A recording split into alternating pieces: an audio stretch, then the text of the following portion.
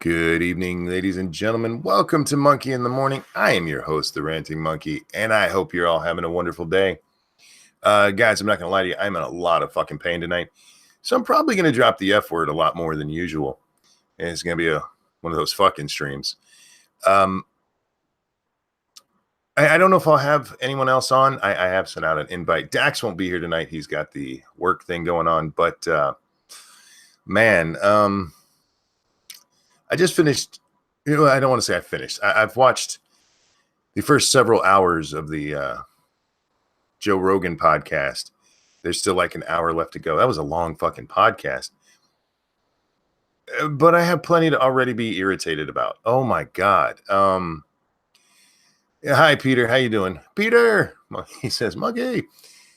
As somebody who's been slapped on the ass a couple of times by the Twitter moderators, I had a couple of problems with some of the bullshit they were pushing. Now, look, I do want to say first, before I get into ripping into these assholes, I do think it's really cool that Jack is at least going out there and answering questions.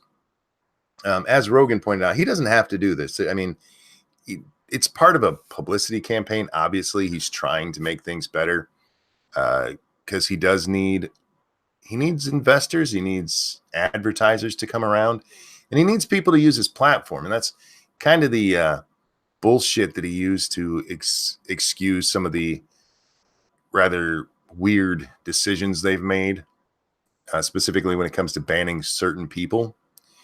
But man, I'm listening to this bitch. What was her name? VJ Vagina, whatever her name was that was with him. And I don't mean to be disparaging to her because I just don't know her name. We'll call her V for short because I don't want to call. I shouldn't have called her Vagina. That was mean.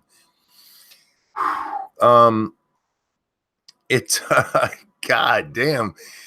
She gets on there and she's talking. She specifically asked about the Covington kids, and more specifically, even though Tim Pool is only hinting to it, you know who he's talking about. Tim Pool is talking about how during the Covington case, there were people who went onto Twitter and told their followers to go kill the Covington kids. Told them to go kill them. That's what they said to do. And this fucker's account never got suspended. And I know it didn't get suspended because he was still tweeting every fucking day. And while one of the posts was removed, the others, they're still there. You can still fucking read them. But she's like, we made them take those down. And it's a pattern of behavior if we're going to ban you or not. Bitch, I got 7 days. I was banned from Twitter for 7 fucking days for telling somebody they were as sensitive as a clit. That was the comment I made. That's what I said. That I was in an argument with a fucking bitch who, by the way, had been insulting the shit out of me. But I said she was as sensitive as a clit, and I got 7 fucking days out of it. The guy who told people to go kill Covington kids? Nothing. The motherfucker is still allowed to be on Twitter. Are you fucking kidding me? And you're gonna sit up there and act like that's justification. Hey, look, we do it. We treat everybody the same. We look at everybody. We look at the totality of what they did, what they've done throughout their Twitter life, because that's kind of what she used for the Milo ban. She was ready for that Milo ban question, wasn't she? Did y'all see that shit? Tail, are you busy, man? You can come hang out. Absolutely. But she had that one ready. She had the Alex Jones one ready. They had Gavin McInnes ready. But there were a whole bunch of them. She's like, I've never even heard of that. Like she had to look up who Carl Benjamin was. Okay. And it is funny that Carl was not in trouble for tweeting porn. I think that's great. But one of the things they talked about repeatedly was it's about the context. She said they talked about this a lot. It's about the context. James Colley, thank you so much, who says, woohoo, good morning. Good morning back, sir. I hope you're having a wonderful one. We have to be able to look at the context of what they were talking about. We know that doesn't happen. We know it doesn't happen. I mean, when she actually went in and started reading Sargon of Akkad's reasons for getting banned. I mean, the first one she lists off was an obvious fucking joke. An obvious joke. I said, well, we didn't read it that way. I thought you said context matters. What the fuck is wrong with you? Oh my God. It was infuriating to watch if you've ever gotten in trouble on Twitter, because you just know it. And not even that. Tailed cool. I'll send you the link. Jump in when you can, or if you even want to. But yeah, if you watch what has happened on Twitter ever, if you paid any attention to what's going on in social media, you know it's all just bullshit. It was. I think that this has a lot more to do with trying to save face than Mr. Dorsey would like us to believe. Because you guys have to remember, Jack Dorsey is the man who went before Congress and admitted that 600,000 accounts had been shadow banned. Something that before this, Twitter wouldn't even admit was a thing. But 600,000 conservative accounts had been shadow banned. And we never got a reason for why. His reason to the House committee he was testifying to was that it was the algorithm. Well, okay, but what about somebody had to have started that program, guys. When you hear the word algorithm, if you don't know anything about computers, that might, oh, this is this algorithm. Algorithms are just a mathematical formula, basically. But like all computer programs, they're written to do something. It's not like it invented itself. And we do have what they call self-learning algorithms now, but they don't actually learn. They're still based on the human input that started it. At some point, I mean, we don't have intelligent artificial intelligence, is what I'm getting at. But these fucking people treated it like, oh yeah, Hal just got out of control. He started doing his own thing, and we're not sure. We're not sure what happened there. This algorithm, man, we were sitting here minding our own business. We didn't even notice conservatives were a thing. And this goddamn algorithm started knocking them out left and right. Somebody programmed it to do that, you shit. Don't tell me, oh, fuck. And they shouldn't have people like this testify in front of Congress, because you're talking about a bunch of old fuckers who I would be surprised if they know what a PC actually looks like. They've probably seen one in a movie once, but they sure as hell aren't on one every day. And you have Jack Dorsey up there testifying to him going, algorithm. Just throw a scary word at them. They're not going to know what to fucking ask at that point.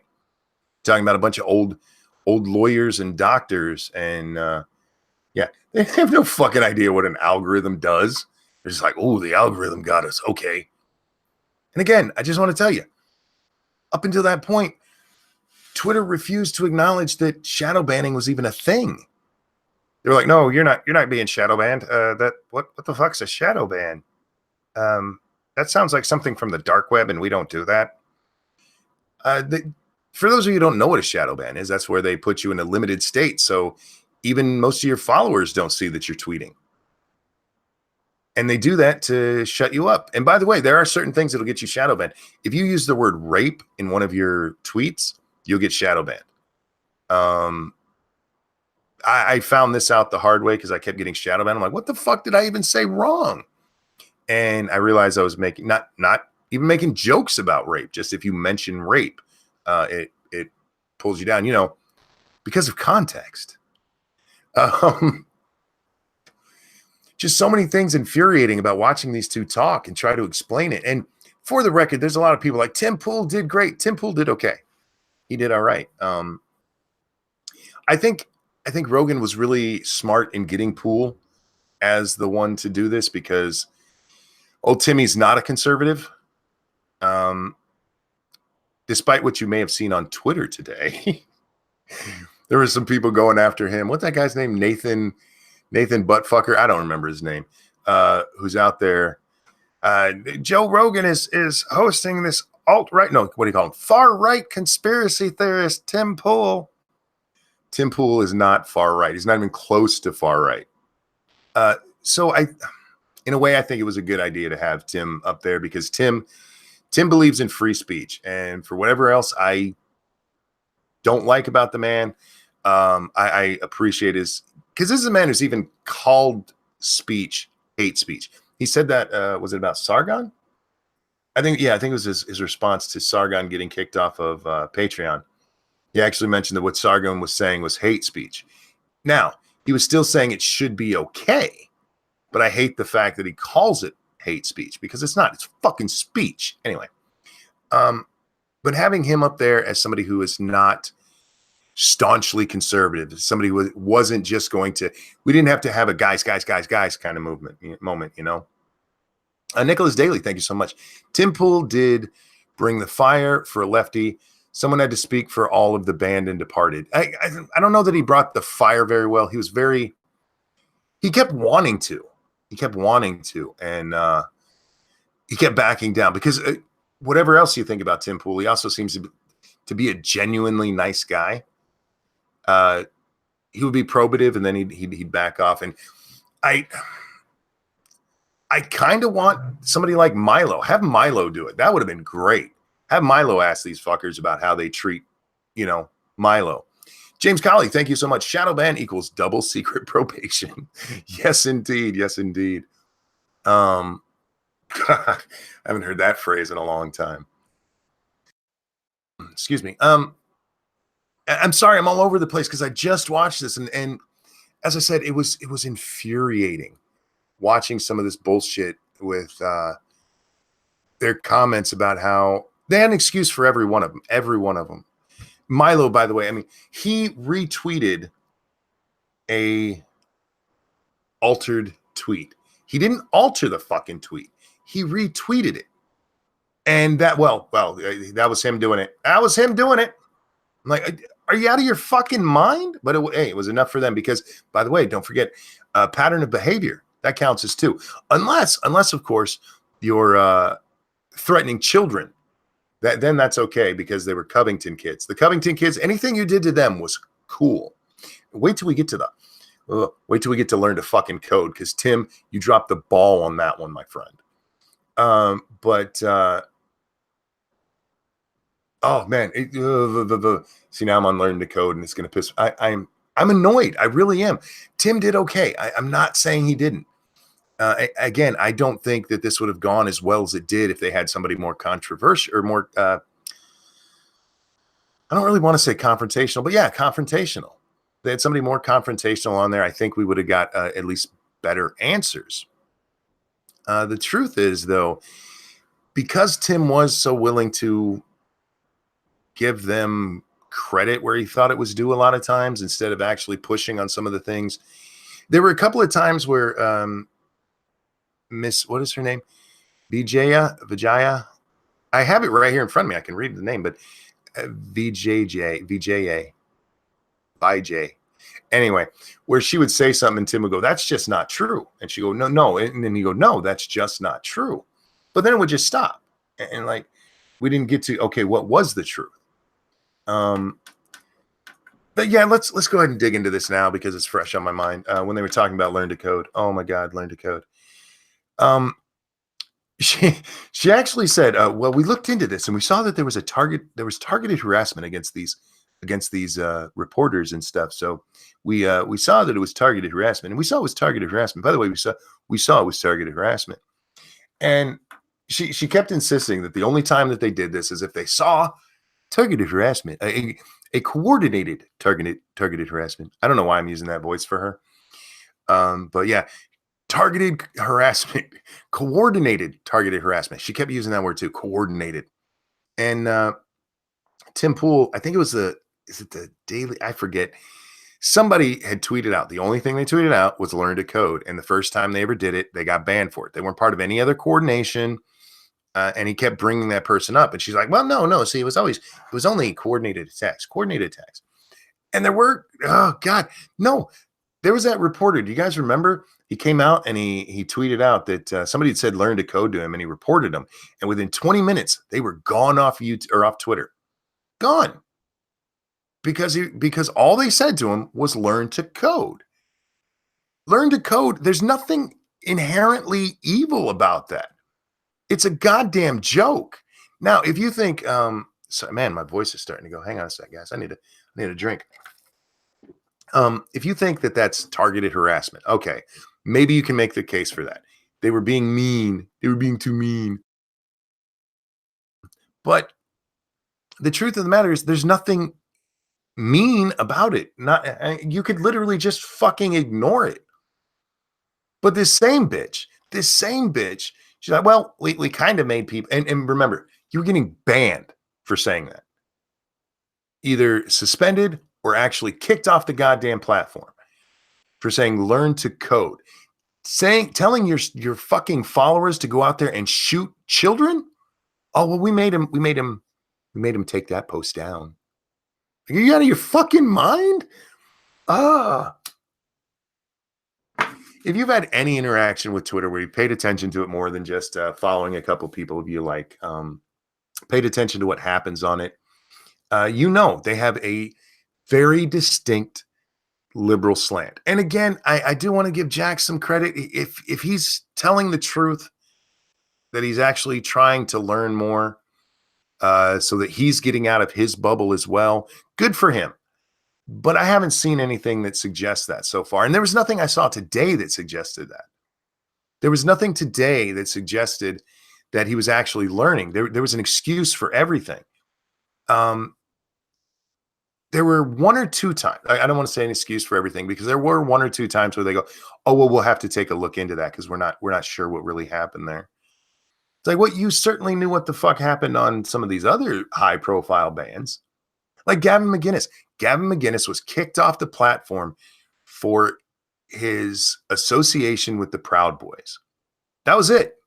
His association with the Proud Boys. The fact that he had founded the group, and I can't remember if he'd actually left the Proud Boys by the time they'd done that to him or not. But according to Miss Vijay, whatever, part of her reasoning for that was because, well, okay, I'm sorry, I have to go back on this because she went back on it. She said that they were a hate group and they had violence on Twitter, or they advocated violence on Twitter. Luckily, or unfortunately, it wasn't against the Covington kids, because if it had been, then they would still be allowed. But they'd advocated violence against violent people. But she throws out there, didn't the FBI say they were a terrorist group? And Tim had to correct her. No, they didn't. And then that's when she later goes, well, that's not, well, we didn't really base it on that. No. It was because of some of the violent things they say on there. I was like, God damn. Do you even believe what you're saying? Do you even believe? It was funny watching her occasionally get mad, because she would sometimes get very hoity, like especially when it first started with the Milo suspension. Man, she was hot that she was asked, but she was ready to go with that answer. Here's why Milo was banned. Well, none of those things actually sound ban-worthy by your own fucking rules. By your own fucking rules, they don't seem ban-worthy. But you sure made sure they did, didn't you? Because it's also funny, they go back and they talk about how Milo also had this history of things. I do want to correct that, because she did say he doxed somebody. I don't know anything about that situation. I have to look that up later. But okay, if he doxed somebody, I would actually say that's ban-worthy. But remember, that's only one of the three things he supposedly did. But she was hot about that, man. How dare you ask us about that? We're obviously, you just don't know what really happened. Look, we've all heard your fucking excuses before. But you say you went back and you looked into Milo's history, but you don't do that for everyone. You only seem to do that with people who seem right wing. She also claimed that they don't do any of their banning and stuff based on reading it in the news. When the news pushes stuff to them, they don't actually pay attention to that. Although she repeatedly told us about times that, well, that was brought to our attention. That was brought to our attention. Now, I will say this, because this is important, guys. There's a lot of times where you see something that looks egregious. For instance, I got banned for the clit remark. The guy who said to go shoot kids for or wearing MAGA hats, the guy who said shoot anybody wearing a MAGA hat, he didn't get banned for it. Now, somebody obviously reported me, and social media platforms do require you or do count on people making reports because they cannot look at everything that's said. So sometimes you're going to see something that looks really egregious and be like, okay, and you have to be honest about, did somebody report that tweet? And in the case of the guy who said to go shoot MAGA people, I know somebody reported it because I fucking did. And so did somebody else who posted the fucking thing and got a response back that said it didn't violate their fucking rules. I've told you guys before, the only time I report stuff is if there's illegal activity and he's talking about murdering people. But that's okay, man. That's okay. That's not against the rules of Twitter. Telling somebody they're sensitive as a clit is. Nicholas Daly, thank you so much. He was speaking to a Silicon Valley billionaire and he kept Jack there. And whenever Twitter was caught, their response was corporate. And the internet knows, and the Wayback Machine doesn't forget. Don't forget, he also said that Jack also said that the internet never forgets thing is not true because stuff can pull down at any time. And that's true. That is true. Whatever's reported on Twitter today, if Twitter shut down tomorrow, unless you happen to screenshot it, yeah, it's gone forever. But we all know what people mean when they say, the internet's forever, because most of what you put out there is going to come back and bite you in the ass. Unless, of course, you're talking about killing kids, like your Kathy Griffin, because I was hoping they would get into this, and they, at least the part I have, remember, I still have about an hour left to watch. When they were doing the Covington part, they kept asking about Kathy Griffin, what about what she was doing? And around that time, Twitter had come out with a response. I forget who it was to. I want to say it was to a newspaper. And they said, asking for a dox is not against the rules. Asking for a dox, not against the rules at all. Only actually sharing a dox. That's the bad part. So this is a company, because Tim Pool kept trying to make a point to them that they just were not getting. Vijaya, whatever her name is, said that when it comes to like dead naming, for those of you who don't know what dead naming is, when a trans person transitions, they pick a new name. And if you ever use their old name, it's called dead naming, because it has to be that dramatic. It can't just be, that's my old name. No, that's my dead name. Anyway, and Tim was trying to get them to understand that if you have a policy that specifically pushes one side of an argument, as trans things do, there are two sides to trans arguments. And one side believes, you're born male, you're male. The other side believes you can be born male but feel different, and then you're actually a woman. And Twitter's policy absolutely supports one side of that argument. That makes them inherently biased. And he could not get this fucking through to her. It wouldn't break through her thick fucking skull. She kept coming back to, well, no, it's about, she actually fucking had the balls to use the suicide statistics about trans kids. Here's the thing. That statistic it existed long before Twitter ever fucking did. And even though she couldn't even fucking say the statistic, I'll tell you it. 41% of trans people before and after transition have reported attempting suicide. 41% before and after. I think it's actually like 40, just over 40 for after. The general population, that number is 4%. So it is 10 times as bad. So she got the 10 times right, but she couldn't even tell you the number. But she based whole policy based on that. You're not allowed to say bad things to trans people or about trans people or dead name them, because it might cause a child to go harm themselves. But she has no problem with Kathy Griffin asking for children's docs.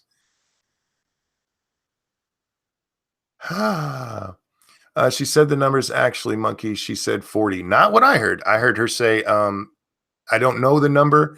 It's like 10 times as much. That's what she said.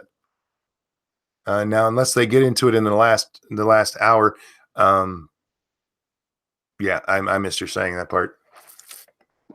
Either way, it's amazing how her protectivism of children seems to be one-sided. Evo says, how come they never said anything about the block button? Actually, the last part that I watched, they were talking about blocks. They did. I guess it's going into hour 3 or however long that fucking thing is. The last hour of it or so. Joe asked, I think it was Joe asked him, why aren't blocks and muting enough? And I'm not really sure I understand Jack's answer. Because Jack said muting is not enough. It doesn't work right. It's just a clusterfuck. I actually like the mute option. I think the mute option, especially how it works now, is very well done.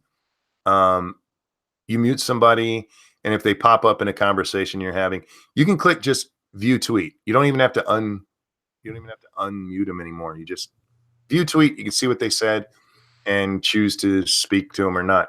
Tailed, how are you doing, my friend? Feeling a bit rough this morning. How are you? Feeling a bit rough this evening. Nicholas Daly, thank you so much. As long as the children wear the right hat. You're not wrong. Tailed, did you get to see this clusterfuck yesterday? I've not seen it, but I've been watching the fallout on Twitter, yeah. Oh, my God. Yeah, the Twitter fallout has been just ridiculous. Yeah, I mean, the amount of people calling him, like, far-right conspiracy theorists and stuff, I was just like, Tim what? fucking Pool. Have you ever watched a video by him? They just basically said, oh, he went on InfoWars once. Yeah, he was on InfoWars. What was the other thing I saw? He was somewhere where Allsep and him were at a table together. Cardinal Sin. Yeah. Oh my God. He associated with people. What an ass. Yeah, that's basically what I said to people. I was just like, look, can you actually, talk about any of the arguments that he made, or if you just got guilt by association? That's exactly what it is. And, for those people, and I made this argument earlier tonight, free speech is the enemy of a lot of these people because if their ideas are challenged, they fall to pieces. So what they have to do is Tim didn't even say anything very provocative on this show. He just said, I believe in basically his argument is, I believe in free speech. Even when I disagree with it, I believe in free speech. And that's enough for them to go, oh, he's an alt-right. He's damn near a Nazi. Yeah, he's just making excuses to let, Nazis have a platform kind of thing. Yeah. They're so full of shit. But we were just talking about the block button and the mute button because Jack was asked about that. And it's actually, like I said, the last part that I saw, and Jack was actually going into this meandering thing about how he doesn't think, thank you, Nicholas Daly. Tim Pool is the only person at the end of the day I'm happy to disagree with. I don't know I'm ever happy to disagree with people. But Jack is saying that the mute button, it doesn't really, or not the mute button, the block button, it's not really satisfactory because if you block somebody, they can just log out and then still see what you said. Yeah. So? Yeah, you can't reply to them, though. Right, exactly. I mean, the only thing you can do is go to your Twitter then and make some shitty comment about them, and they never see it because you're blocked. Yeah, I mean, blocking people, it's not to stop them from seeing what you've said, really. Well, at least I don't think it is. If that's why you're blocking someone, then you're a bit of an idiot because you're blocking them to stop them from replying to you. Really, at least that's what I would block somebody for. Not that I've ever done it. Yeah, I have no blocks. I mute people when they annoy me. Yeah, and it's you. When I say annoy me, unmute almost. I don't think anybody. I might have one person muted right now, but I eventually unmute them. It's just, at that point, I just don't want to hear your voice right now. But I don't like blocking for several reasons. One, I'm not hiding anything I say. And when you block somebody, you're hiding what you say from them. Yeah. Which, by the way, guys, that's not a violation of free speech. If somebody wants to do that, if you're that big of a pussy, knock yourself out. But to me, yeah, I hit the mute button if I don't want to hear from them, and I move on with my life. Yeah, I mean, the only people I've ever blocked have been actual bots, like porn bots and stuff. Oh, sure. Yeah, I just I don't get the whole block thing, but he was just saying as I ended it that he's not happy with that because of how you can basically get around it. But again, like I mean, isn't the block more so that they can't contact you, which still works even if they go incognito? They'd have to make a whole new account for that. Yeah, I mean, if somebody really did want to get around that block, they would just make a new account. Yeah, which, by the way, they tell us is not illegal as long as you haven't been banned. There was a question here a second ago. Where to go? Why, if they believe in free speech, why not only block crimes of death threats? That's all.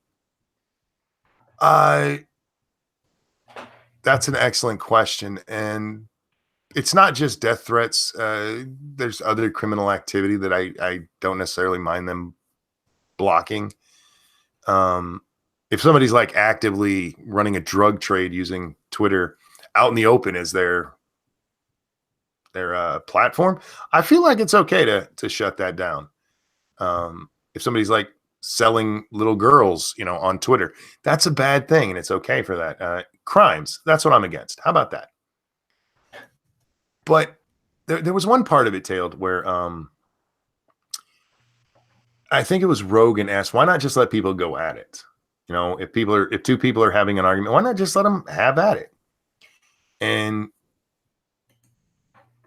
Jack, he seems like, well, if people calm down, maybe they'll have better discourse. Maybe discourse isn't as all it's cracked up to be. How about that? I've never been somebody who believes in forced civility. I'm not necessarily in favor of hostility, but I'm not just going to be nice to you because society tells me I have to. I mean, I'll ignore you. I mean, I have no problem doing that to people I don't like. It depends on what you would classify as, being civil, just not shouting at somebody or just not, punching them sort of immediately. Or does it have to be, specifically being very polite and all that kind of thing? Well, they talked a lot, and guys, I am so sorry. I'm horrible with names, but they talked a lot about that woman who got banned because she dead named a trans person. And I can't remember her name either. Me neither. I want to say it's Heather something. Chat, help me out here. They had been in an argument back and forth. They were both being assholes. But she dropped that dead name, man, and sorry, that's too far. That's a bridge too far. Their rules just seem very inconsistent. And again, that's the one. No, not Heather Heyer. That's the girl who got ran over in Charlottesville. Their rules do seem one-sided, and Tim kept trying to get this through to them. Your rules are one-sided, even if you don't mean them to be. Like the whole thing about protecting trans.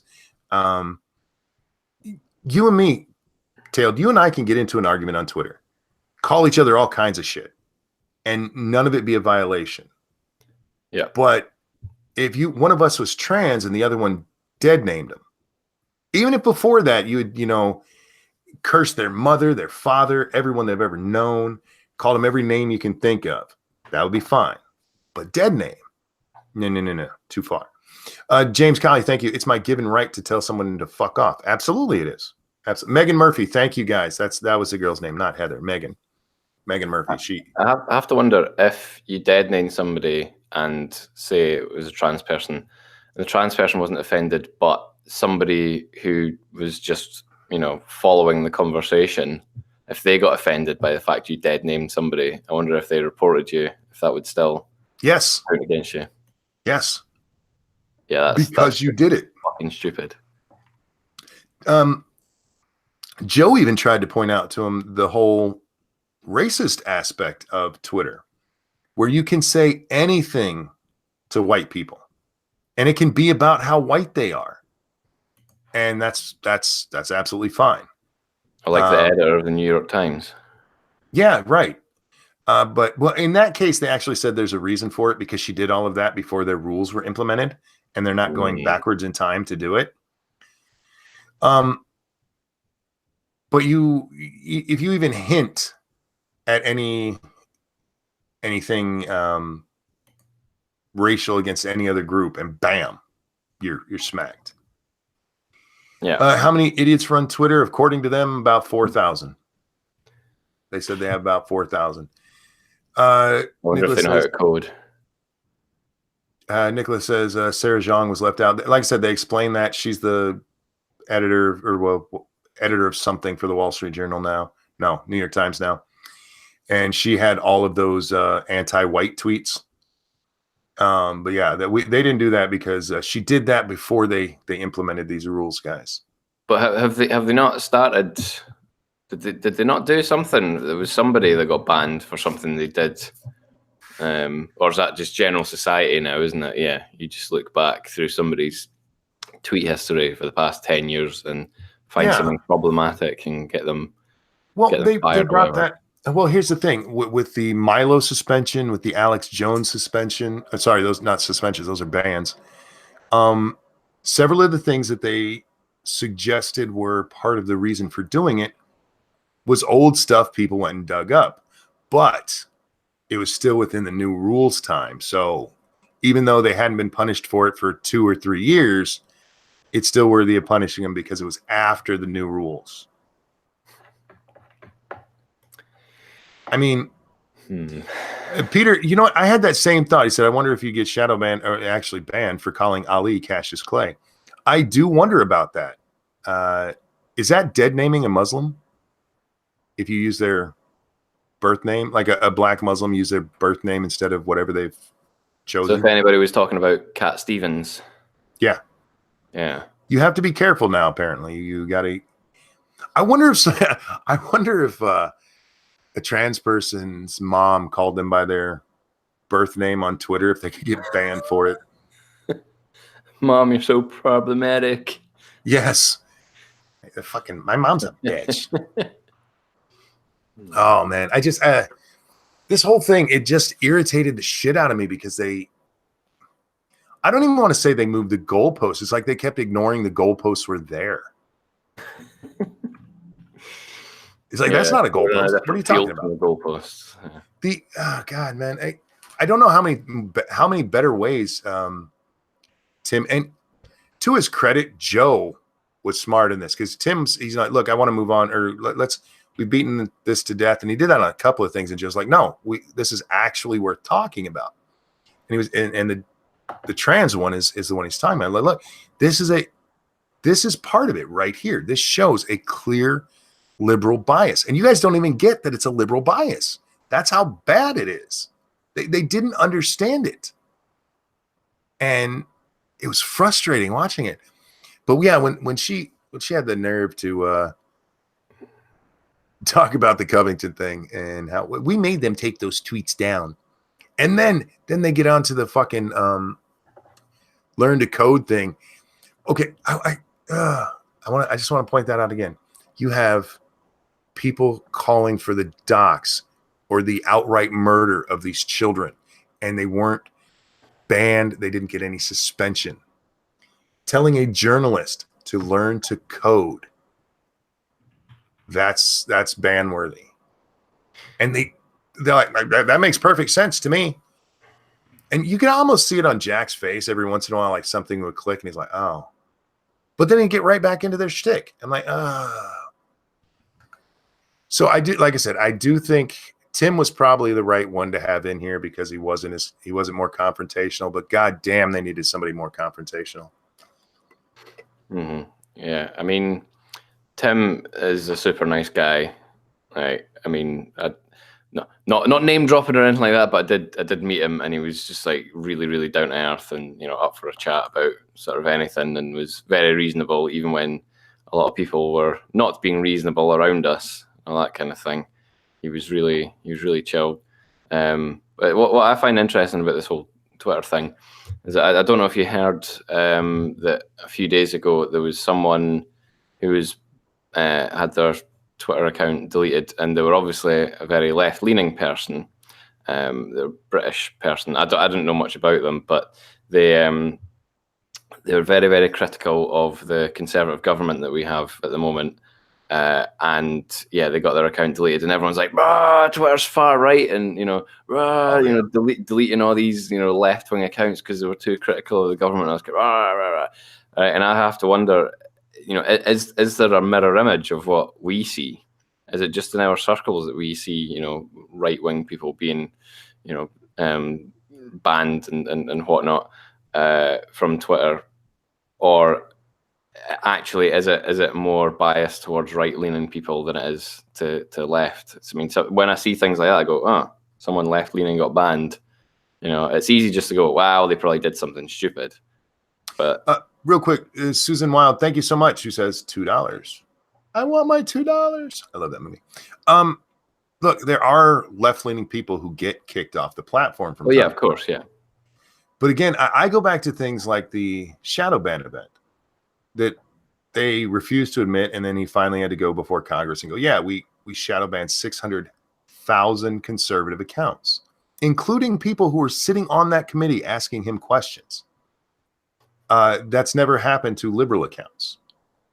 And then you have things like what Tim Pool was pointing out, the very fact that they have rules.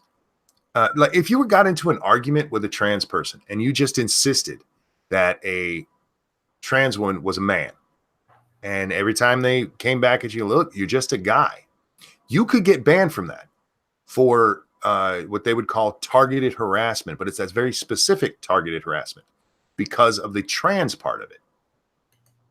That is a very left-leaning thing, especially when, if you tell a trans woman that they are a man, that is biologically correct. That is actual fucking science. But you could get banned for it because supposedly you are targeting trans people. And she had this study, about the suicide rates. And I'm not knocking that, guys. That is my biggest argument against trans trenders, is that they're making fun of something that causes such harm in people. But this shit was long before Twitter. Stop trying to blame somebody pointing out to a trender, the kind of bitch that eventually goes on to tell us that they're actually a fucking alien, like that story we read the other night. Some fucking asshole who's using transness as a way to feel special because they saw it on Tumblr and they're like, I bet I could get people to like me if I look like that. Fuck those people. Fuck them right in the ass. And Twitter, fuck you for defending them over this shit. And fuck you for not allowing actual scientific debate on your platform because it might hurt somebody's fucking feelings. Amen. I want to address something that was said in chat just a moment ago. Dirty Sanchez says, it's all right, Monkey. They lost that engagement, and Tim exposed their bias to a lot of people. Here's the problem. You could say that, but I doubt anybody or very many people who thought Twitter was unbiased think they're biased now. I think people are seeing what they want to see. I think people who already thought Twitter was full of a bunch of these fuckers, they're like, yes, see, we see it. But the people who didn't see it don't see it. I don't think it changed anything. Well, the other thing is, the people that need their minds changed on this are the ones that just said, oh, Joe Rogan is a far-right lunatic and he's hosting Tim Pool, who is a far-right conspiracy theorist and that kind of thing, without anything to back it up. So, I mean, they weren't going to change their minds anyway. It's obviously the podcast had just started when people started tweeting this stuff out. So they obviously weren't watching it to try and, expand their horizons or open their minds to, alternate viewpoints or anything like that. They were just going, far right Nazis hosting a far right Nazi, but never mentioning actually there's people from Twitter on there as well, and that's and they're discussing actual issues with the platform. And if Joe Rogan is far right for hosting, even if he did host far right people, I don't know if he does. I mean, I don't really watch a lot of the stuff. I just kind of watch the memes that come out of them, to be fair. But even if he was hosting, like actual neo-Nazis and stuff like that, he hosts left-leaning people just as much. Yeah. So why do they not go, oh, well, look, he's hosting on these left-leaning people, therefore he must be a communist? It's always the other way around. It's, oh, he's given airtime to someone we disagree with, he must be a Nazi. He must agree with them 100%. It doesn't really make any sense. And yeah, watching that, because I was sleeping through this when it happened live. And I woke up and of course, I woke up at 8:30. We do the show at 9. I had no chance to watch this podcast before we went live. But I did see all of these people on Twitter. That Nathan Bernard guy, is that his name? I mean, I want to look him up. We should take a look at some of old Nathan's. Yeah, that's him. Yeah. Seeing his tweets, I'm like, what activist. Oh, yeah. Free speech activist who, yeah. Tim Pool is a frequent guest on InfoWars and Fox News. Joe Rogan's show platforms the same sycophants as these outlets. That's why Joe is considered a gateway to the far right. So what you're saying is if anybody hears these ideas, they're going to listen to them. That's what you're saying. Your ideas are so bad. If anybody hears any different, they're going to think, wow, you're a moron. I'm going to go listen to this guy. Nicholas Daly, again, thank you. Tim brings Alex Jones in 6 months as a follow-up. Physically breaks internet. The Alex Jones one was fucking weird. I watched that one too, but Joe's been on a roll lately. He's had some really good ones. Here's another one by Nathan. Far-right conspiracy theorist Tim Pool is currently on Joe Rogan's podcast. Pool is shouting at Jack Dorsey, spreading misinformation about conservatives being silenced on Twitter. Rogan is massively complicit in giving a platform to these, quote, free speech hucksters. Tim even pointed out that he actually agrees with a lot of what the Twitter rules are, or agrees that it's not necessarily good behavior, but he still supports it because it's free fucking speech. Mm-hmm. That's the difference. This guy calls himself a free speech warrior, free speech activist. But he doesn't seem to understand actual free speech, because he's one of those people who believes in free speech as long as it's something I want to hear, which, by the way, is not when fucking free speech matters. And you're right, Dave, there was no shouting. And he posted that like less than an hour into the broadcast. So, I mean, I don't know if Tim even knows how to shout. I don't think I've ever heard him really raise his voice all that much. Real quick over on Streamlabs, thank you. Dax, thank you, Dax. The commenters weren't there to learn. They were there to bitch and feel validation for their views.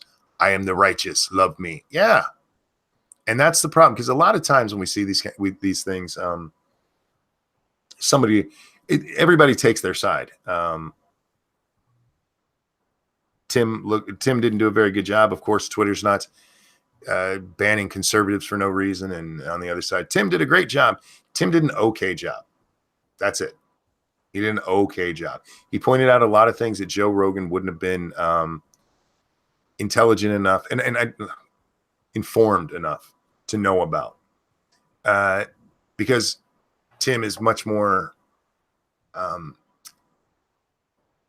into this than Joe is. Joe does his podcast. He throws up some tweets now and then, and he goes about it the rest of his day. Tim is into social media. That's how he sells himself. That is bread and butter, really, isn't it? Exactly. So, I mean, he knows a lot more about it. So it was a good thing to have him up there. But so there's a nice Twitter thread here that begins with, Tim Pool is on Joe Rogan right now complaining to Jack Dorsey that Twitter is biased against conservatives because they have a rule against harassing trans people. Yeah, that's true. Mm-hmm. But I suppose it depends on.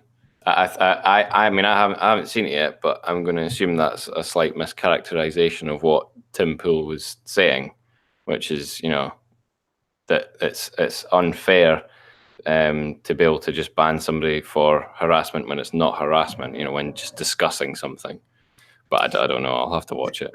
Let me get back to it because I'll explain, because he tried explaining it many times, and Dorsey and Vijay, I don't know how to say your name. Sorry, guys. But real quick, Bubba Hotep, thank you. I think I now hate the word behavior after listening to that podcast. You and me both, man. It's their it's the pattern of behavior. It's their behavior we're looking. Fuck off. Okay, Tail. This is what he meant, and this is all he was trying to say. He wasn't saying that bashing trans people is wrong or anything, but like their policy against dead naming. That you cannot call somebody by their dead name, which, by the way, again, is one of the dumbest fucking euphemisms I've ever heard. If you do, you can be banned off the platform. Bad, because you dead named them. Now, over on a more conservative side of the argument, you have people who don't believe trans is a thing or should get that kind of reference. Yeah, you know what I mean. That it shouldn't be put up on that kind of a pedestal to where you can't. How dare you offend these people?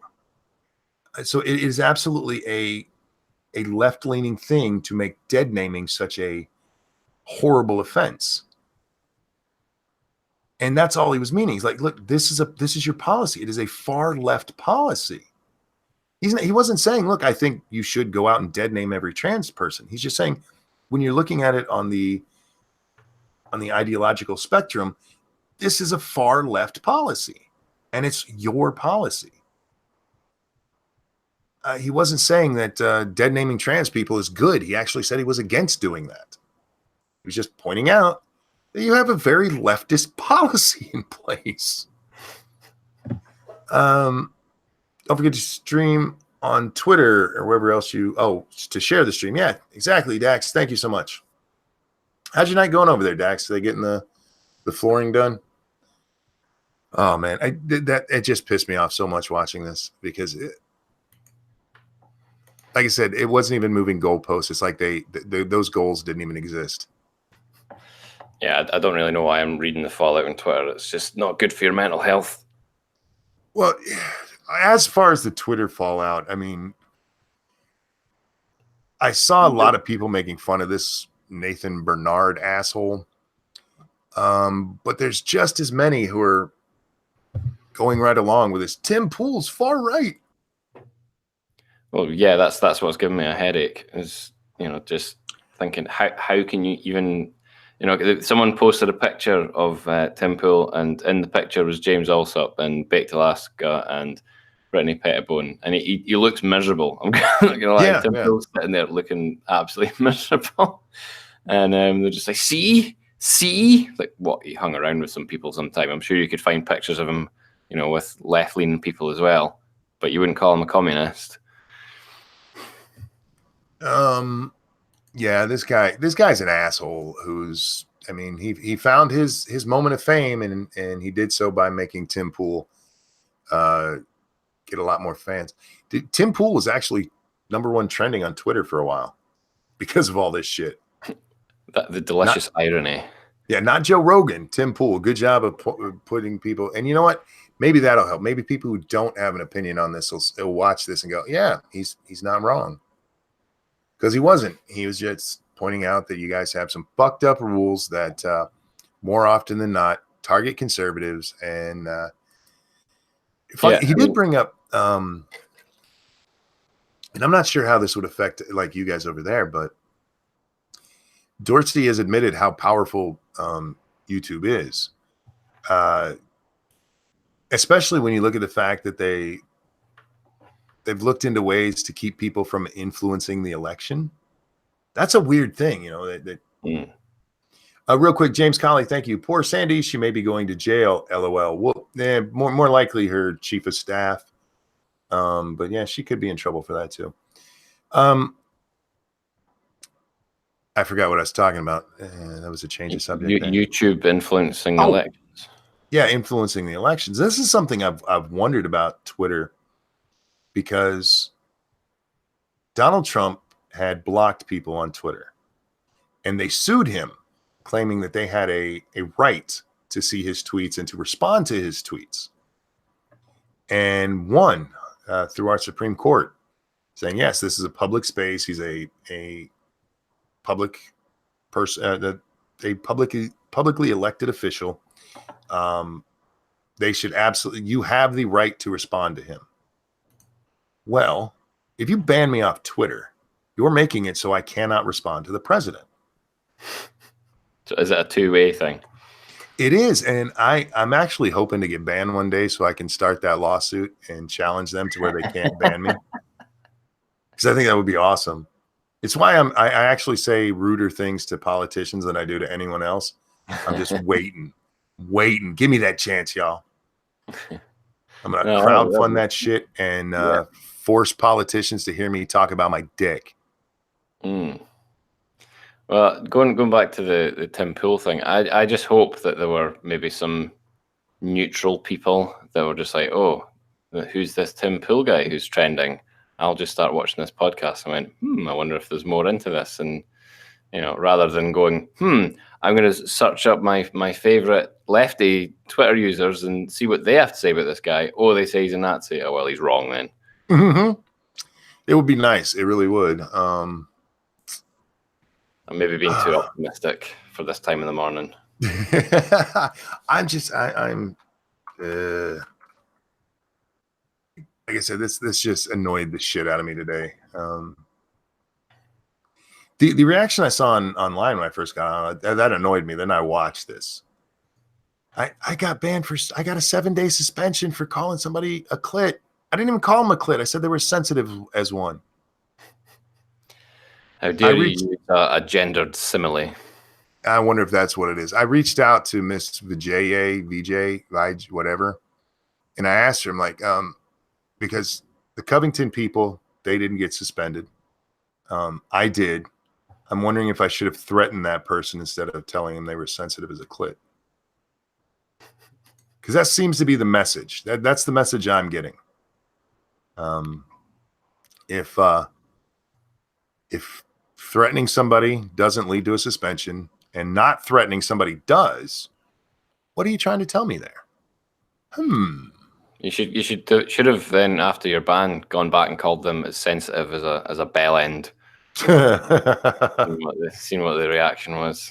Oh man, that was just that suspension of mine has pissed me off since it happened, and it still does piss me off because I can't believe, especially in context, because they talked a lot about context on this podcast, dude. Context, it's all about context. When I said that to that person, they had been insulting me quite openly and saying horrible shit to me. But this was the last straw. They didn't go back and look and say, hey, okay, these were just two people arguing, no big deal. Nobody gets it. No.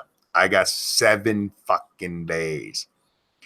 Nicholas Daly, thank you. The media will be silent. Tim's hard to demonize. That's why he was the right guy for the job. That you're not wrong in that. Again, that's why I think while I would have liked somebody a little more confrontational, I think Tim was probably the right way to go here. Plus, he's just kind of knowledgeable about some of the stuff.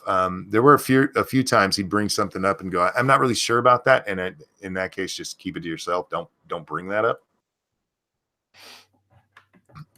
But like he was trying to ask them about what would happen. Oh, hang on, over on my Streamlabs. Thank you so much. Let me get this refreshed so I can actually read it. Sanguine, thank you. Monkey, you made it so easy to make so you keep it small talk then by saying that you are talking to politicians about your dick. It robbed me of some of the fun of that. say my dick's little? I will Small smack talk. you with my dick. Small dick talk.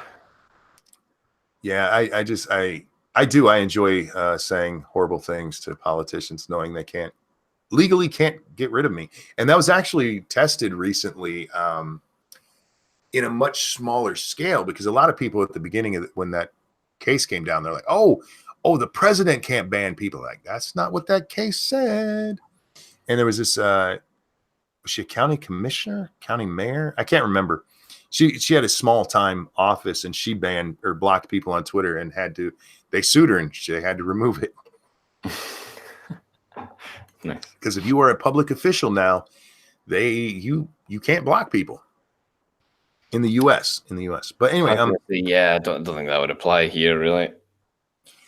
Tim was asking them if in a majority Muslim country, he first he used Saudi Arabia, and then he used Iran, but he was trying to be very nice about it. But in a Muslim country, if they send somebody to death for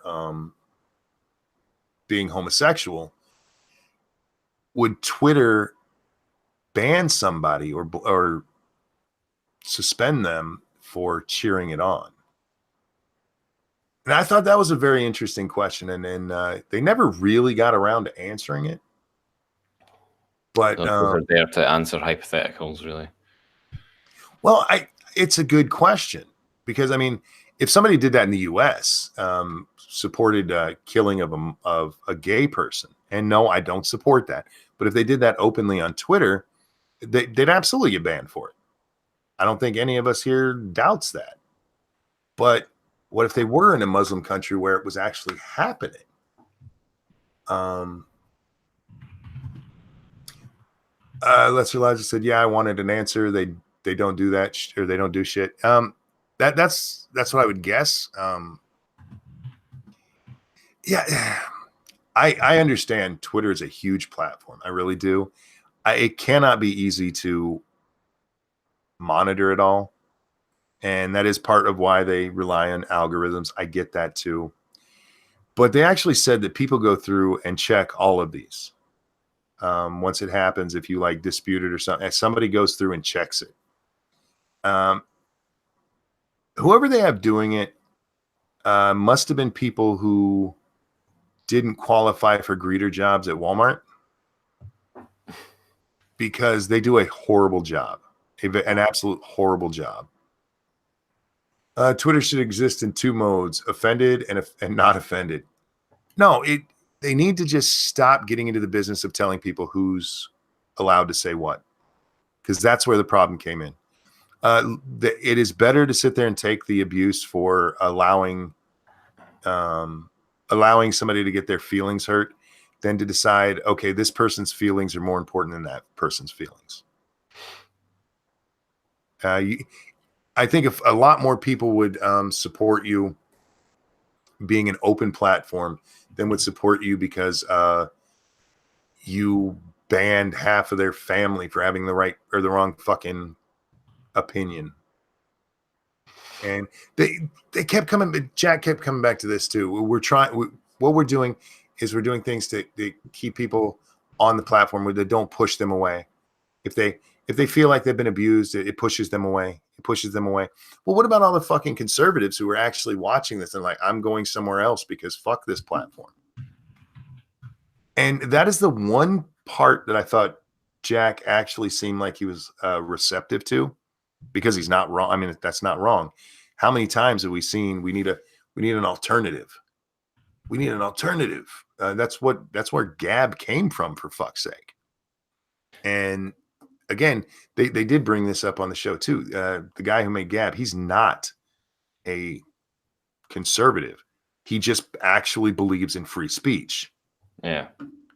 But I mean, that Nathan Bernard guy, he said, "Oh, Tim Pool's just brought up Gab as being an excellent example of free speech on the internet." He's like, "Well, I wish they would all just fuck off there then."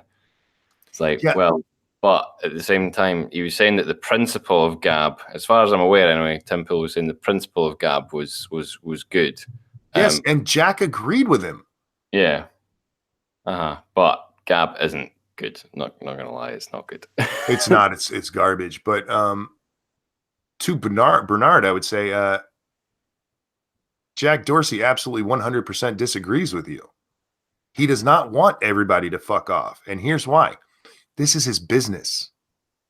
He has a duty to shareholders to make the business as good as he can, and he wants to grow.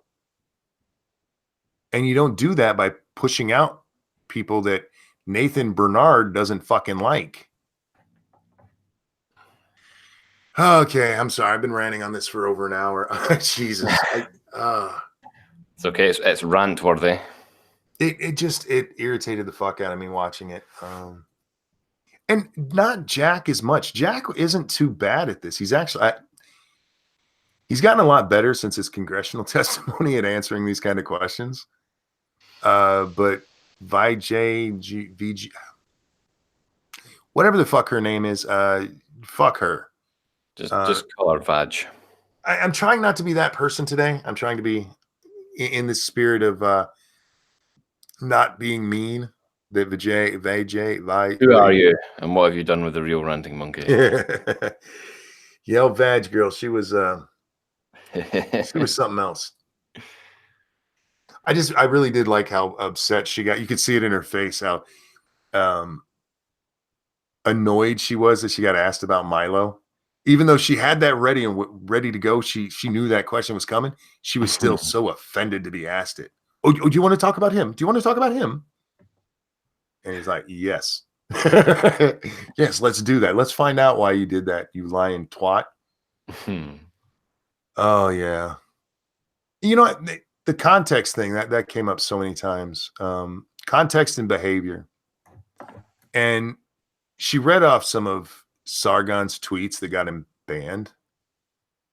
And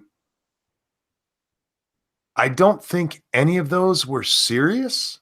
At least not the she was upset because he was using slurs against Jews. I'm like, do you not pay attention to him at all? Because he wasn't. Sargon doesn't hate Jews. Yeah, I mean, for people who are so obsessed with context, they never sort of look at, the person's brand, dare I say, they just need an excuse. Go, well, nope, that breaks our terms of service. That's it.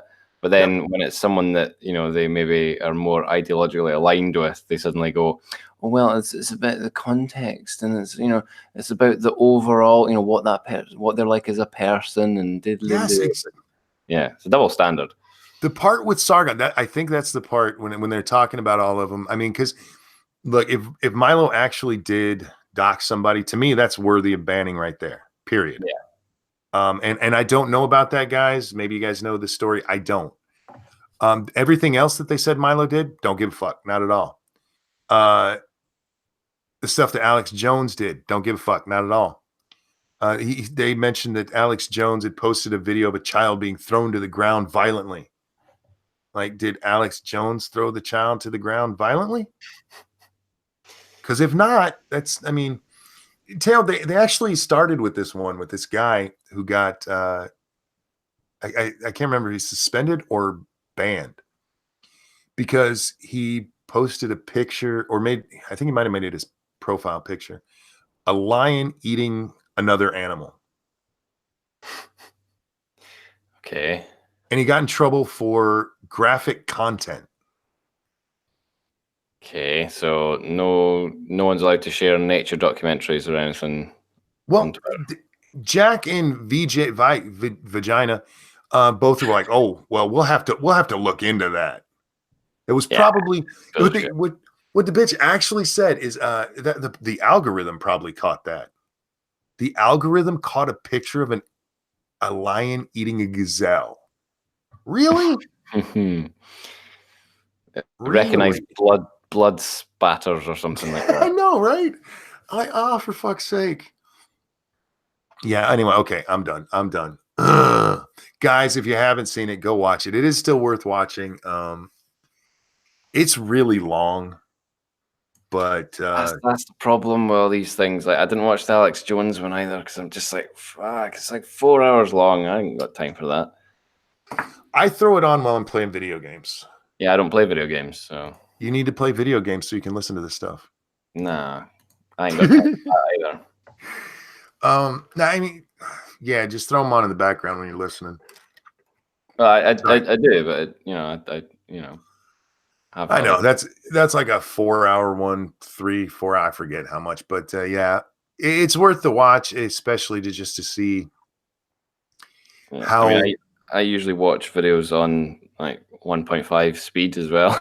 Oh, me too. I should have done that with this one, but I wasn't sure how fast they talked. Well, there is that as well. There'll be points where you're going, "What? I didn't quite get that." And if it's a 4-hour video, it's quite difficult just to move back 20 seconds or something.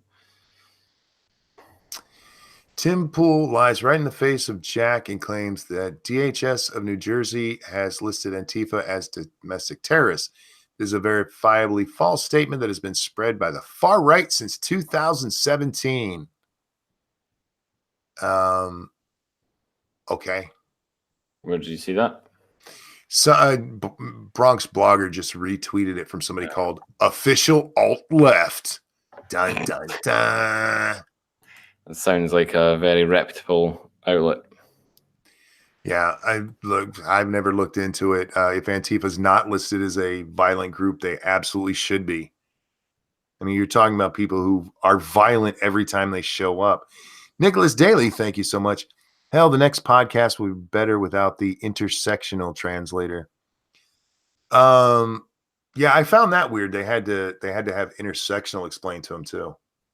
I'm like, come on, Bull, you know what it is. Stop it. Oh God. Man, fuck. I did want to talk about something else. Captain Marvel's coming out. And the official world premiere has already happened. And there's reviews out there. And I should have marked that post, but apparently all of the bad reviews of Captain Marvel are coming from men. Dun dun dun. Penis Damn holder. men. What were you saying? I'm sorry. No, I just said penis holder. Mm-hmm. Another name for a man. We're bad. We don't like the movie, but it's only because we have dicks. Having dicks made Captain Marvel bad. I'm trying to find it because it shouldn't be that far down my feed. I don't follow that many fucking people. Oh, you know what? Let's take a humor break for a second because I haven't done this tonight. I haven't done this in several nights. Guys, this guy's back. He's the dude who pulls tablecloths and stuff with his butt cheeks. This one is awesome. Yes, this one is awesome. Check that one out, guys, while I'm looking for this shit.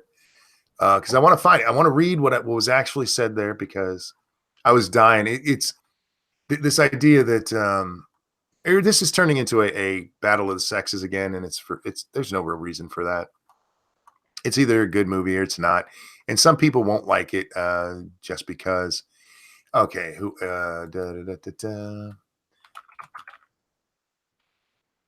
This guy needs his own show. He does. He's awesome. The stuff I'm more impressed with what he thinks of. Yeah, because the poses that he does immediately afterwards. Yes. If you guys, there was a whole compilation of ones he's done that were fucking great. He did the one with the he had a retracted cord that pulled something through it. Yeah, he does amazing stuff with his butt. And I never ever thought I would say that. He does amazing stuff with his butt. No one clip that. That needs to be my ringtone. He does amazing stuff with his butt. Oh God. What day is this? Okay, so yeah, this was yesterday. Sorry, guys. I'm doing my best to stay upbeat and everything, but my body has been fucked today. We need to learn how to be constructively meh about female-led movies. Captain Marvel is creating a lot of what I guess you could consider conversation, but it's really just one side yelling into the void and the other side just being like, Why the fuck are they so loud? For me, my feelings about Captain Marvel are this could be fun and a slight shoulder shrug. This is not the Mary Sue article I wanted. Da, da, da, da, da. That woman was way too smart. We want lower hanging fruit. I do, because the Mary Sue is low hanging fruit. That's what they are. That's what they exist to be.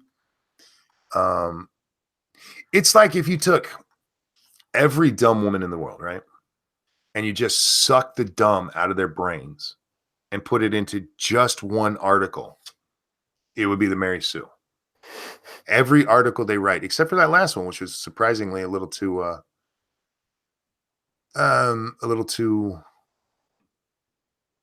normal for them. Somebody going, yeah, it's just a movie. Because you know what? It's just a movie. And that goes for all sides here. I do want to talk about this. I mentioned this yesterday when we just discussed the girl who got 600,000 views on a video she made talking about how Captain Marvel movie was SJW. And she based it all on the trailer, which, by the way, I haven't seen her video either. But it just made me think, if you judge the movie, the whole movie, without seeing it, you're an asshole. I don't care which side you're on. Now, you can judge, like, Brie Larson might have some, what's the word I'm looking for? Facial expressions in the movie. None of them are in the trailer. She doesn't smile. She doesn't scowl. Her face is flat the whole time. She looks like she's sitting on the toilet for a morning pee and just so bored to be there. That's an accurate thing to talk about. Talking about whether or not the movie is SJW or not without seeing it, fuck you. You don't know. And again, I point back. In the trailer, it said, something like, women can have penises too. Right. Well, I brought up the Ghostbusters movie because for two reasons. One, who's the little gay dude with the bow tie who directed that? Paul Feig, something like that. Something like that, yeah. Yeah, he made it very clear this is going to be a female film. It's for the women's. And he got very upset when people came out and said, "Look, your trailer looks like trash." But he responded to that with, more feminist bullshit. But there was one part in that movie that made me know this is going to be a female movie. This is for women. And it was when the girl talks about how the slime got everywhere. And I mean everywhere. Like, oh, it's a pussy joke. I get it. We didn't get that from Venkman when he got slimed. He's not like, my dick is coated, y'all. Her face is as flat as her ass. You're right. You're not wrong. Faithless says Hurro. Yeah, look, I don't really have a problem with that small nod to women in the trailer there, because her and Hero, that I have no problem with the way they did that. There's nothing about the movie itself that made me think, yes, this is an SJW movie. We'll have to see the movie to know that. I heard a review from the premiere that there was no plot in Captain Marvel. That immediately makes me wonder, or makes me not want to see it. Plot is important. I agree. I have no real desire to see this because the character of Captain Marvel never appealed to me. Oh, okay. It's a superhero that, okay. There's so many superheroes to choose from, and that one never appealed to me. Marvel, you want to do something good? Make a good Punisher movie. You kind of did it with Thomas Jane one, but why don't you make a good Punisher movie instead of Captain Marvel, which is just garbage. And by that, I don't mean the movie's garbage. I mean, nobody cares about that fucking character. Oh, man. Let's just watch all the MCU movies to celebrate Captain Marvel and pretend like this anti-Captain Marvel stuff doesn't exist. Look, I don't think most people that are anti-Captain Marvel out there are actually anti-Captain Marvel. I think they're anti-Brie Larson because she should have kept her fucking big ass mouth shut. She's the one who went SJW on this, and she's the one that's going to cost this movie probably a third of its audience before it ever came out. The female orgasm is myth. No, James, you just got to tickle them in the right spot. And diamonds don't hurt. I'll probably watch it when it comes out on Netflix, says Diesel Dave. I might. I mean, I still haven't watched the second Ant-Man movie, and I only watched like the first half of the first one. I like Paul Rudd. I've read Ant-Man comics before too, so it's not like it's just he's another comic book character. I'm just like, meh. It has nothing to do with what genitals are in his pants. It's just the comic character is like, meh. Oh my God. Oh, could I just jump in and thank whoever it was that just sent me £20 for like no reason? Absolutely, man. You can jump in so anytime you want. They didn't leave any sort of comment or anything that I could see. So so just thank you very much. And I don't want to dox you, just so you didn't. I don't know if I should use your name or not. So, but I'm assuming you're watching. So thank you very much. You know who you are. There you go. Yeah, and guys, this is a good time to remind you that Ranting Monkey is brought to you by you. Because YouTube doesn't pay for shit, and I have no other job. Yeah, it's quite funny. I got a thing saying, your estimated revenue for the last 28 days was $133, and I was like, yeah, right then. Nice. Yeah, I think my last month of videos, and guys, I have over 200 videos that get watched all the time. I still get quite a bit of views on those videos. I made $46, I think it was. Woo. Like, thank you, YouTube. And actually, thank you, Wall Street Journal, for the lovely adpocalypse. Shieldgrad, thank you. Having a problem with my kid setting very clever fires all over town. I think he's a child prodigy. Oh, God. Shield, I love you. Ant-Man and Wasp was decent. Again, it's not that I have anything against it. I'm just at this point we have so many Marvel movies that I mean, look, the hero. Yeah, I mean, you have a lot to choose from, and I have my favorites already. And unless they finally make a good Spider-Man movie, I might be done with Marvel after the next Avengers film. Not done like I'm never going to watch it again, but I'm not going to seek it out because there's just so much of it. So much. I like Marvel. I like Marvel. I like superheroes.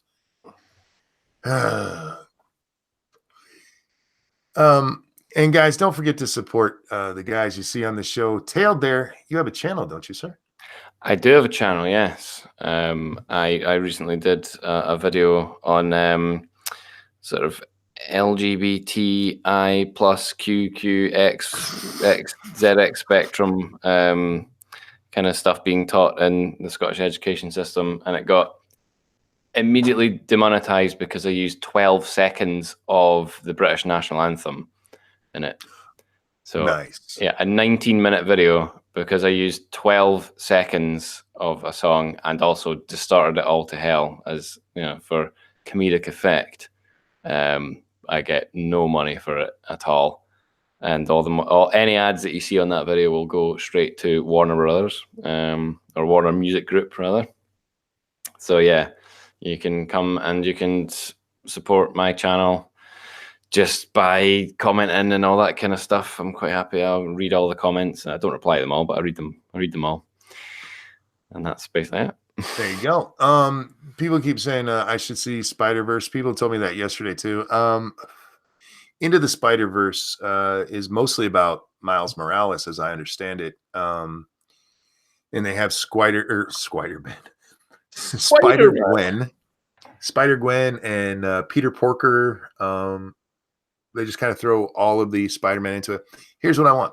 I want a Spider-Man movie. Peter Parker, one that makes sense, a live action one that they don't take Spider-Man, bend him over a post, and just start ass raping him in front of me.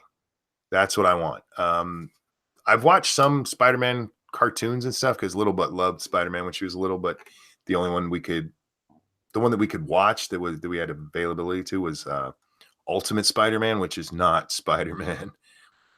I'm tired of seeing Spider-Man who has all these gadgets on his suit like he's fucking Iron Man or Batman. Yeah, Iron Spider, suck my balls. I just want Spider-Man for fuck's sake.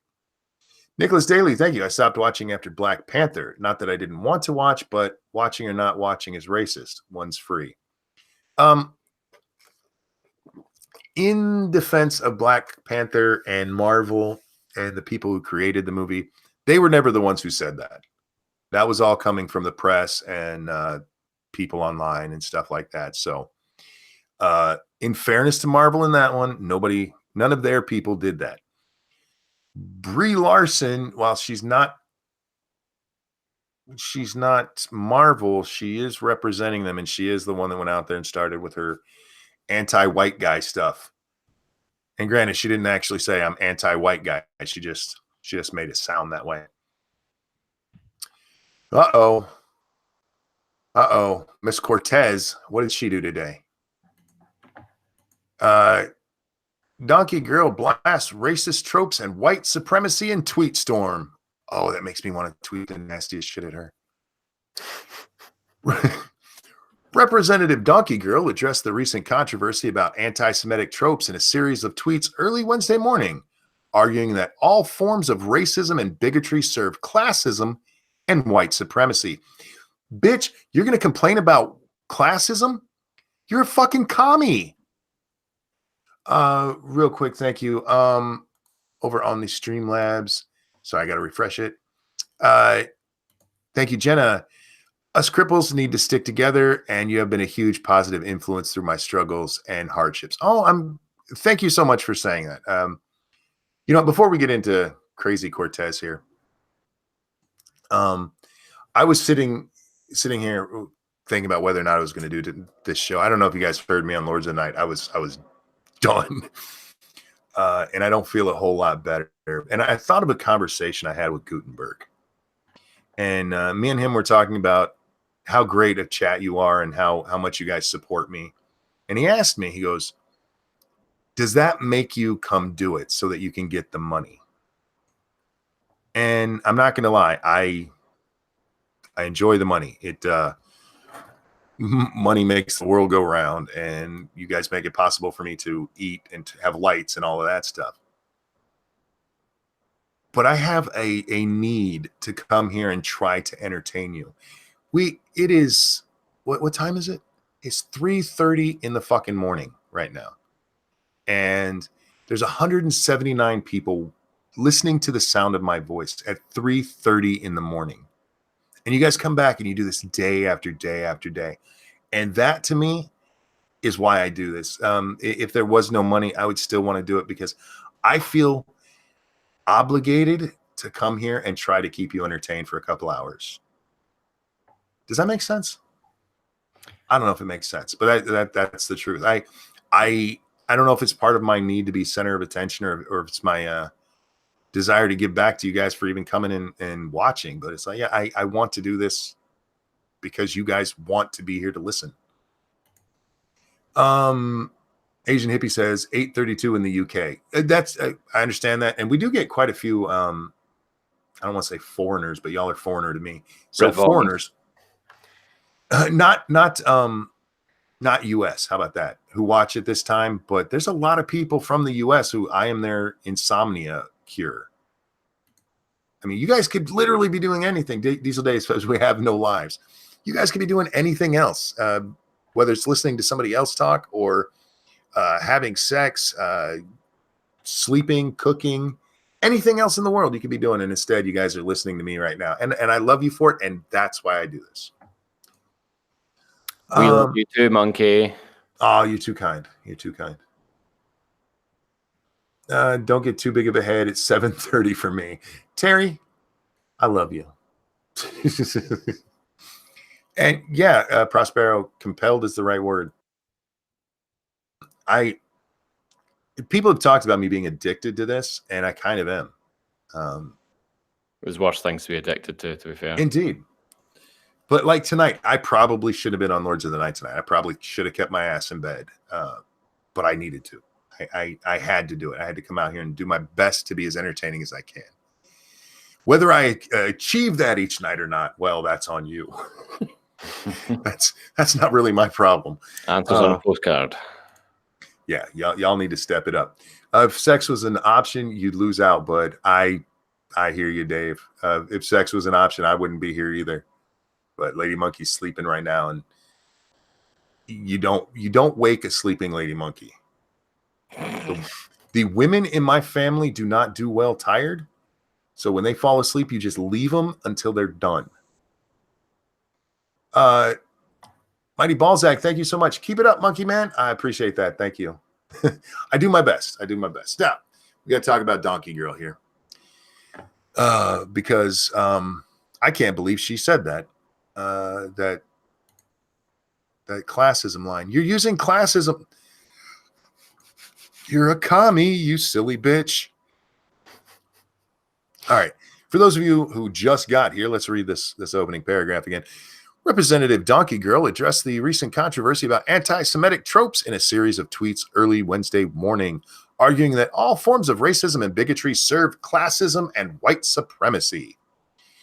The freshman congresswoman did not directly address the controversy over Representative Ilhan Omar's statements about Israel. And yes, I know it's Ilhan. I do that on purpose. Instead, she pivoted to a criticism of Trump's border wall and condemned bigotry in broad terms. If we are so concerned about implied tropes, why aren't we concerned about this one? Ocasio-Cortez tweeted in her first tweet at midnight. Where were the concerns last week when 26 Dems voted for GOP amendment to expand ICE powers, rooted in the racist plus false trope that Latino immigrants are more dangerous than U.S.-born citizens? That's not why they did it, you silly bitch.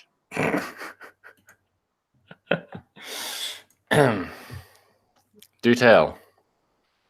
Okay. Expanding ICE and giving them the funding and everything that they need. That one, it was a very funny thing. They attached a ICE bill to I forget what it was, but it was something Miss Cortez here would love, and most of the Democrats wanted, so they attached it to that, and it passed. And she got pissed off. How dare they? How dare they? We don't have ICE because we argue that Latino immigrants are more dangerous than U.S.-born citizens. We have them. The same reason we have police, you silly cunt. We have police all over the country, thousands of them. We also have the FBI. We also have, in each state, you have like the Ohio Bureau of Investigation. You have all of these all over the fucking country. It's not like we're saying, oh, don't pay attention to what. It's not like we took all of our law enforcement, pushed it into ICE, and went, okay, we don't need any policing anywhere else in the country because U.S.-born people don't commit crime. Yeah, you've got no border with Canada. Right. We have the estimates. They range anywhere from 11 million is the lowest you'll find, up to 45 million illegal immigrants in the country. Now, the general accepted one is about 25 million, which is what, like 7% of our population, or 7% of the legal population of the country. That's a lot of fucking people who shouldn't be here. A lot. And we need to get them the fuck out because they don't belong here. That's racist. Just that very notion is racist. I don't know many people, and I'm not going to say none, because you probably have some white supremacists out there somewhere who are actually anti-immigrant. Any immigrant you want to bring in legally, bring them on. Let's bring them in, welcome them to America, show them what the good life is like. The people coming here illegally can fuck off. Johnny Hellcat, thank you. Off topic. The guy they have me working with tonight smells like a mixture of whiskey and regret. You know, I've had those nights. Whiskey and regret. She continued to write that the entire argument for a wall on the southern border is not rooted in fact, but, quote, based in a racist plus non-evidence-based trope that immigrants are dangerous. No, you silly bitch. They point out that a lot of these immigrants are dangerous. A lot of them. Now, that's not saying a majority, so don't get that confused because you silly fucking liberals can't figure out how fucking words work. Told you guys I was going to swear a lot. It's based on the fact that too many of them are coming across the border because the border is wide fucking open. And then you have places like California where if you're an illegal and you can make it in here, you can go there and they'll take care of you. They'll give you free education and free health care. They'll give you sanctuary. I mean, that's what it's based on, you silly twat. The dangerous part is just a fact of them coming in here. Donald Trump used that in his campaign announcement back in 2015 to point out that it's not just, okay, they're coming across the border and picking our fruits for us, but there is a danger to it. Should that be the biggest problem or the biggest talking point? No, but they do use that because it makes a very important point. Because there is a danger there. But even if that danger wasn't there, we still need a wall.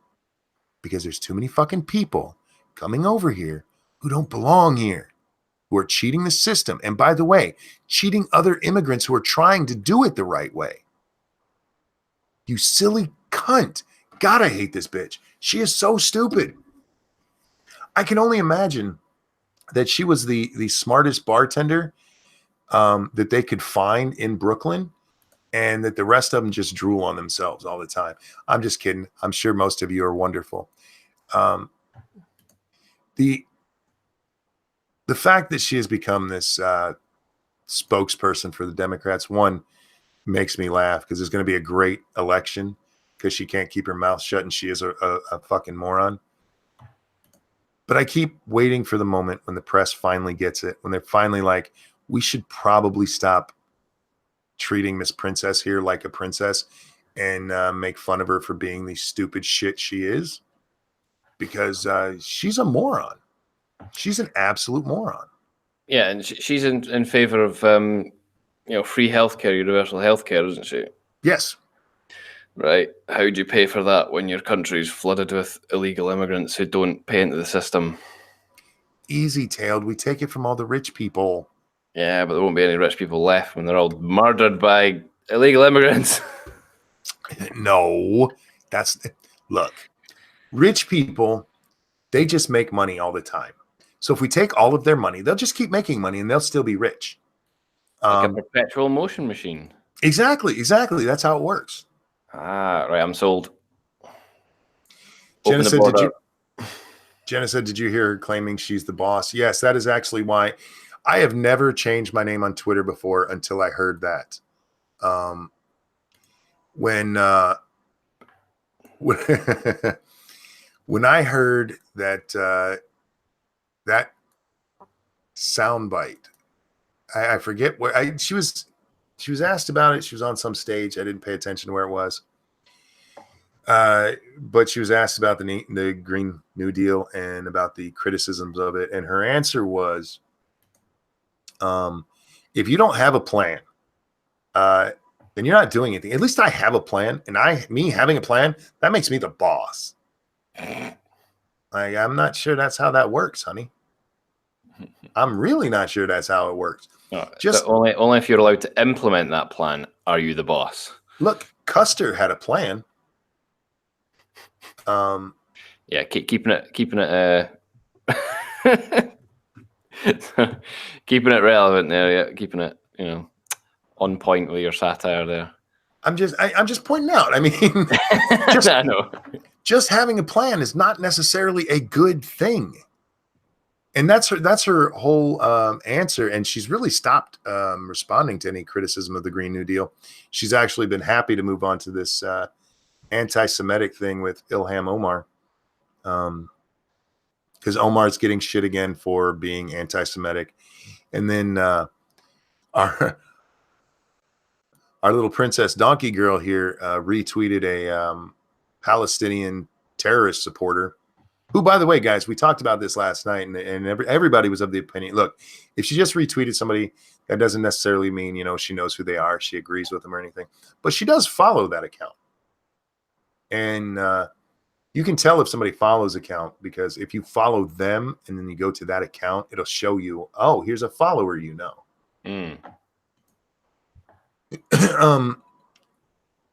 But she's happy to get onto the Jew bashing argument because she thinks that's a winner for her, and she can stop having to explain why her Green New Deal is stupid as fuck. But yeah, her last excuse to it was, I have a plan that makes me the boss. Thank you, Bubba Hotep Cortez. Proof that the Cash Me Outside girl could become a politician. You're not wrong. There is also the story with her right now. Her campaign manager may be in trouble with the FEC. That's the Federal Election Commission tail. Thank you for explaining that to me. Indeed. For funneling $1 million into a company that he owns, or something like that. She didn't get in trouble for there was another scheme where she hired a consulting firm for her campaign, who then turned around and hired her boyfriend. And then after the campaign was over, she hired the person who ran that consulting firm.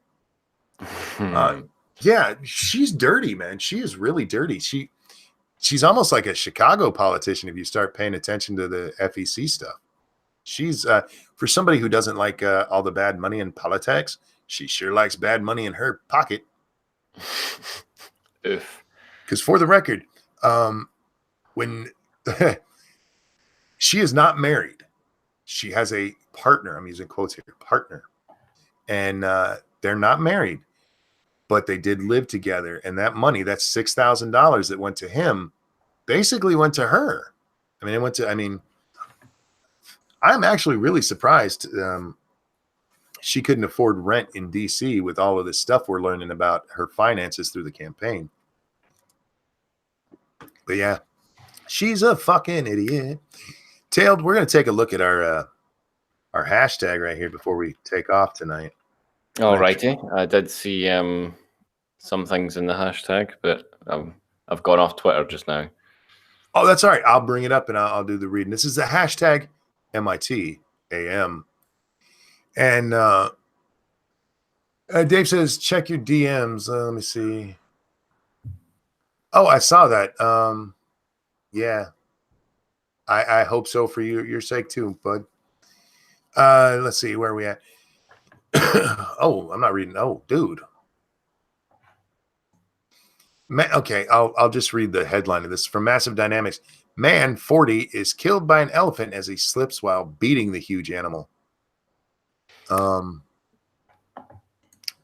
Yeah, he was beating the animal with a stick while washing it, and he slipped and fell underneath it as it laid down.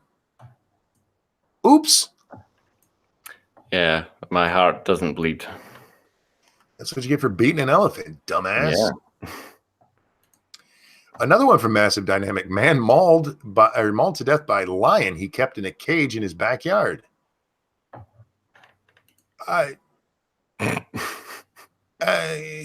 don't have sympathy, really.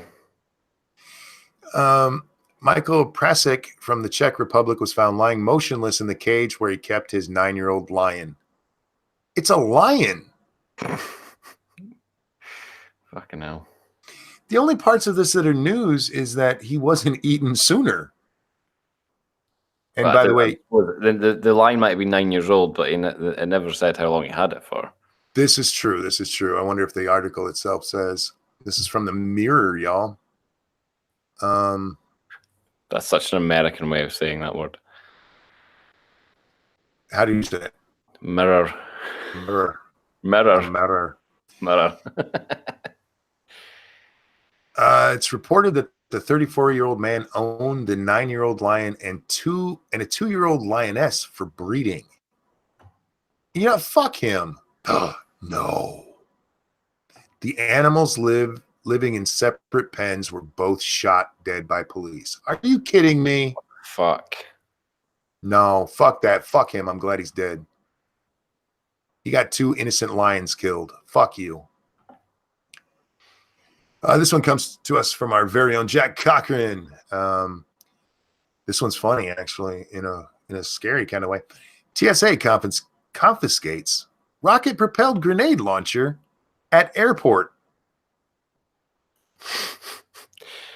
All right, someone planning to take that on holiday, were they?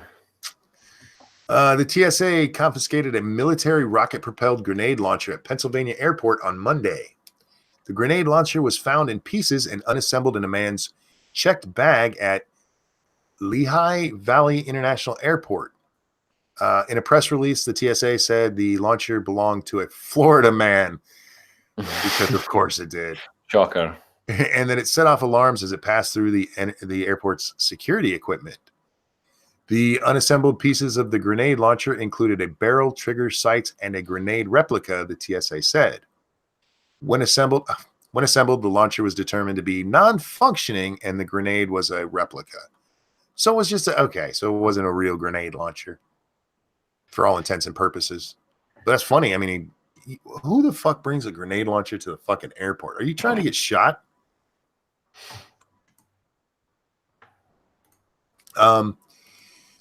Sean says, wow, the TSA actually stopped someone. Yeah, but they didn't do anything really wrong.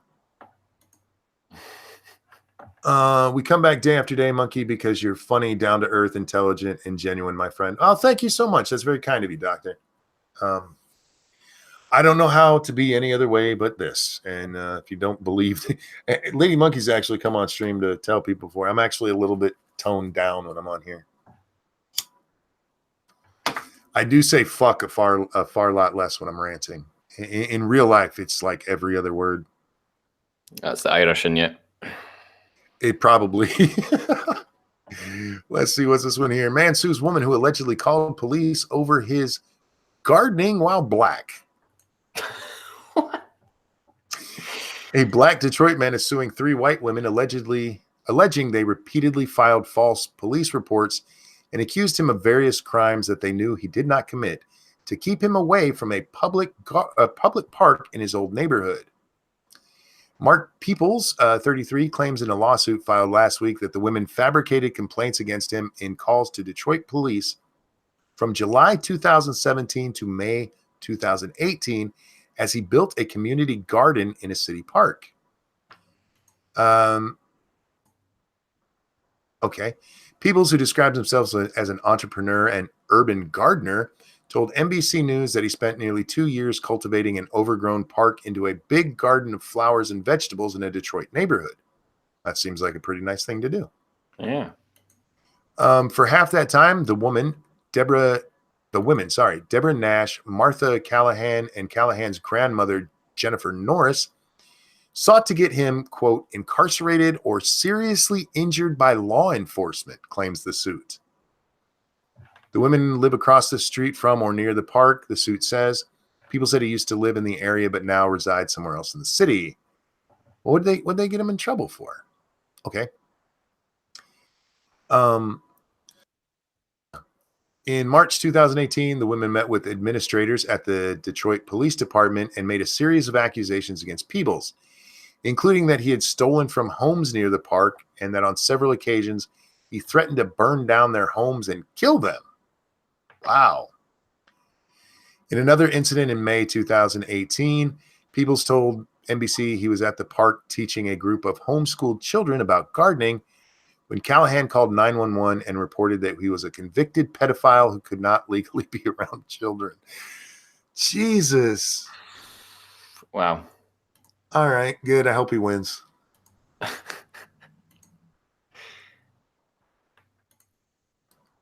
There may be more to that story. There may be, some personal relationships between them or whatever, but don't accuse people of pedophilia if they didn't do it, because that's not funny. All right. I think that's going to wrap up the show for tonight, Dale. Yeah, no worries. Chat, guys, thank you so much for your generosity tonight. I can't tell you how much I appreciate it. And thank you for just coming and hanging out with us night after night. I really am. I feel compelled to try to put on a good show, and I do my best. So thank you for coming, and I appreciate you. Tail, Yeah, anything you'd we like appreciate you, Monkey. Oh, you're too kind, man. You can't say nice things to me when I can hear it. All right, fuck you then. There you go. Anything you'd like to shill tonight, my friend? Yeah, I think more people should follow me on Twitter because I'm probably more active there than I am on YouTube. So yeah, it's just @TailedFeature. Just put it in the chat there as well. I got 1 follower from shilling it earlier, so hopefully a couple more people will give me a follow. So yeah, just post shit on there, have a bit of a laugh, have a bit of a shit post, annoy people, the usual. There you go. Go follow him on Twitter, guys. Let's see. Tonight is Wednesday. We'll be on my channel tonight, 9 p.m. Eastern time for the Lords of the Night. After that, we should be on the open server for 7 Days to Die. If you have the game on PC, you can come play with us. If not, just come watch it over on 2 Cents Plus. It's a lot of fun. And with that, I would like to thank Tailed for joining me today. And everyone, I hope you have a wonderful day. We'll see you next time. Cheery. Say bye.